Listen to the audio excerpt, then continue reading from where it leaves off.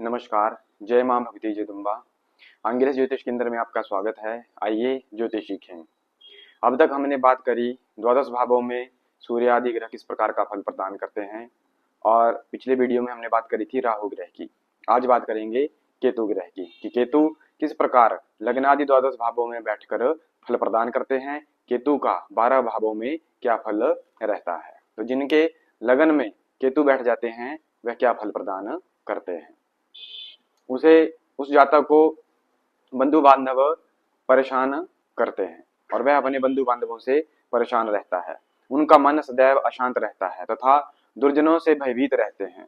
इस प्रकार का फल केतु प्रदान करेंगे और उनके शरीर में वायु संबंधी अनेक व्याधियां रहती हैं। ऐसा व्यक्ति भीरू, चंचल स्वभाव का तथा मूर्ख होता है, परंतु यदि वृश्चिक लगन हो तो उसे केतु से पीड़ा नहीं होती। अगर वृश्चिक लगन में केतु बैठे होंगे, लगन में बैठे होंगे और वृश्चिक राशि वहां पर होगी तो वह मनुष्य को धनी, परिश्रमी तथा सुख उठाने वाला मनुष्य को, सुख का उपभोग करने वाला मनुष्य को बना देते हैं।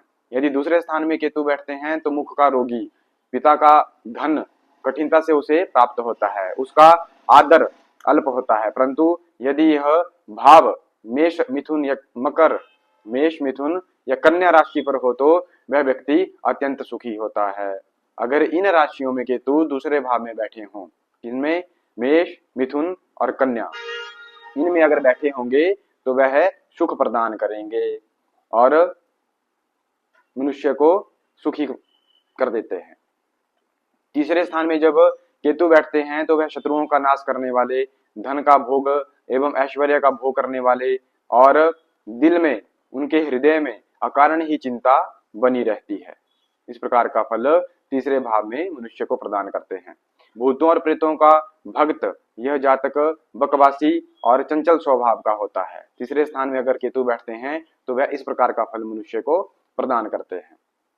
यदि चतुर्थ भाव में केतु बैठते हैं तो वह व्यक्ति माता और मित्र के सुख से वंचित रहता है। उस मनुष्य को माता और मित्र का सुख नहीं मिलता, उसकी पैतृक संपत्ति नष्ट हो जाती है तथा अपने घर में ही वह अधिक दिनों तक नहीं टिक पाता।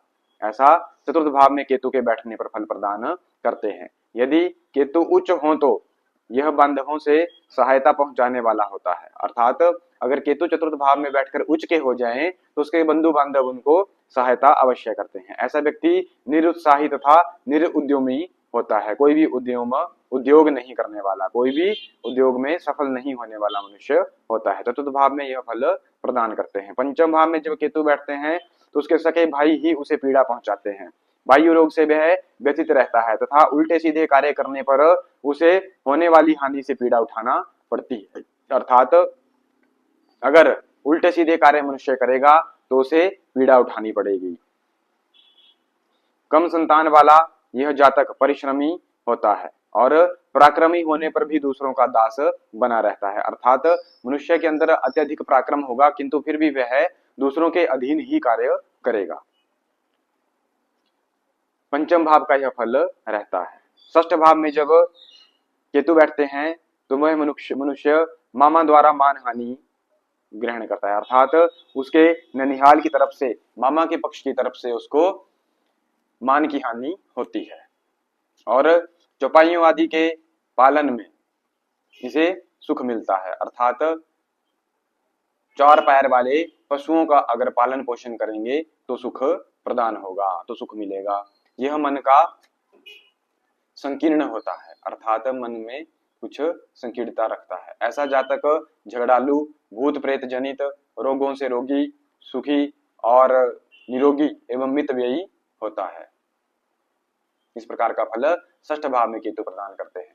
सप्तम स्थान में केतु रहे तो उसे व्यर्थ की चिंता बहुत करनी पड़ती है।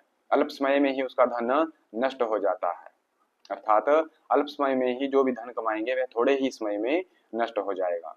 जल आदि से उसे घात रहता है, अर्थात जल से पीड़ा होती है और जल से ही उसे घात होने का डर रहता है। जैसे नदी, नाले, कुएं इत्यादि में जाकर अगर स्नान करने जाएं तो वहां पे उसे कष्ट होने का डर रहता है। स्त्री पुत्र आदि से पीड़ित रहते हैं तथा मन सदैव अशांत बना रहता है। सातवां स्थान वृश्चिक राशि का हो तो केतु बहुत लाभदायक होता है, अर्थात सप्तम स्थान में अगर वृश्चिक राशि में केतु बैठे हों तो उसे लाभ प्रदान करते हैं। क्योंकि वृश्चिक में केतु उच्च के हो जाते हैं।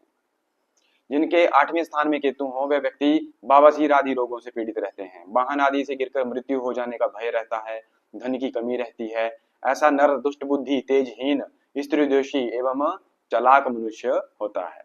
किंतु यदि 8वें स्थान का केतु वृश्चिक, कन्या और मेष राशि पर हो तो उस जातक की संपत्ति बढ़ जाती है, क्योंकि 8वें भाव में बैठकर केतु धन भाव पर दृष्टि करते हैं। सप्तम दृष्टि से धन भाव को देखते हैं, दूसरे भाव को, तो वह उनकी संपत्ति को बढ़ा देंगे। अब नवम स्थान में जब केतु बैठ जाते हैं तो वह भाग्य को बढ़ाने वाले होते हैं।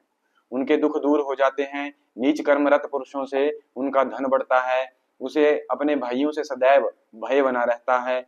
वह परोपकार अथवा दान भी करता है तो भी लोग उसे की हंसी उड़ाते हैं, मजाक उड़ाते हैं। ऐसा फल नवम भाव में केतु के बैठने पर रहता है। 10वें भाव में जब केतु बैठते हैं तो मनुष्य भाग्यवान तथा कष्टमय जीवन व्यतीत करने वाला होता है।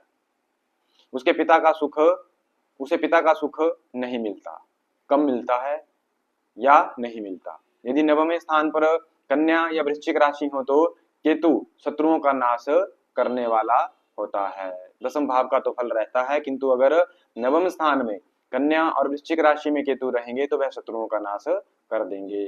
या 11 भाव में जब केतु बैठते हैं तो वह जातक को सभी प्रकार के लाभ देते हैं। ऐसा व्यक्ति भाग्यवान, विद्वान, उत्तम गुणों से भूषित तथा तेजस्वी होता है। उसकी संतान अभागी होती है, भाग्यशील कम होती है, उसके भाग्य में कमी रहती है तथा वह उदर रोग से पीड़ित रहता है। जिसके 12 भाव में केतु बैठते हैं वह पुरुष उच्च पद को प्राप्त करने वाला तेजस्वी व्यक्ति होता है।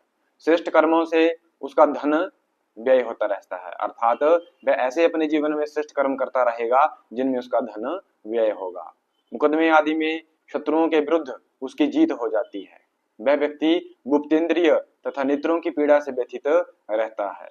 ऐसा जातक चंचल, बुद्धिमान, ठग, धोखेबाज, धोखा देने वाला तथा सभी लोगों पर संदेह करने वाला मनुष्य होता है। इस प्रकार 12वें घर में बैठकर केतु फल प्रदान करते हैं, किंतु हमें सर्वदा ही यह ध्यान रखना है कि यह फल तभी प्रकट होगा जब केतु अकेले बैठेंगे या नीच ग्रह की दृष्टि में बैठेंगे या नीच ग्रह में बैठेंगे, नीच राशि में बैठेंगे, नीच ग्रहों की दृष्टि से युक्त होंगे या शत्रु ग्रह की दृष्टि से युक्त होंगे, तभी केतु इस प्रकार का पूर्ण फल प्रदान करेंगे। अगर केतु के ऊपर सौम्य ग्रहों की दृष्टि पड़ जाए, शुभ ग्रहों की दृष्टि पड़ जाए या उच्च राशियों में बैठ जाए तो फल में न्यूनता आ जाती है। न्यूनता आने पर फल बदल जाता है और कुछ भी ना देकर केतु सिर्फ आपको सम फल देंगे, अर्थात ना बुरा फल देंगे ना अच्छा फल।